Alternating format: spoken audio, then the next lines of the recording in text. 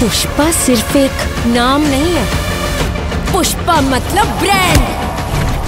দক্ষিণী সিনেমা পুষ্পা 2 মাত্র 16 দিনে ভারতে 1000 কোটি রুপির ক্লাব অতিক্রম করেছে। চলচ্চিত্র বিশেষজ্ঞরা ধারণা করছে পুষ্পা 2 এর ঝড় সহজে থামছে না। এই সিনেমা ভেঙে চুরে চুরমার করে দিবে সকল রেকর্ড। এদিকে সিনেমাটির ব্যবসা বৃদ্ধি পেলেও হায়দ্রাবাদের প্রিমিয়ারে পদভিষ্ট ঘটনার বিপদ থেকে এখনও মুক্তি পাননি আল্লু অর্জুন। তার নামে চলছে মামলা। ঠিক এরই মাঝে গুঞ্জন ছড়িয়েছে পুষ্পা 2 সিনেমাটি নাকি মুক্তির 1 মাস হতে না হতেই ওটিটিতে দেখা যাবে।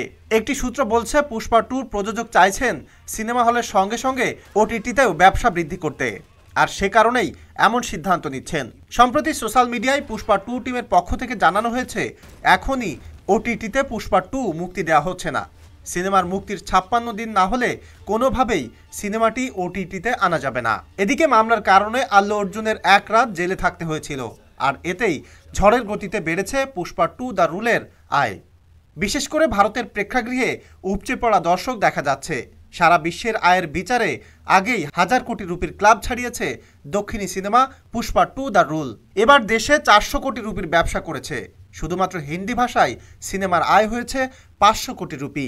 ধারণা করা হচ্ছে এই সিনেমাটি ইন্ডিয়ার ইতিহাসে সকল সিনেমার রেকর্ড ভেঙে নতুন রেকর্ড গড়বেন, এবং এখনও পর্যন্ত বিশ্বব্যাপী জনপ্রিয়তার তুঙ্গে রয়েছে আল্লু অর্জুন ও রাশমিকা মান্দানা অভিনীত পুষ্পা 2 দ্য রুল সিনেমাটি।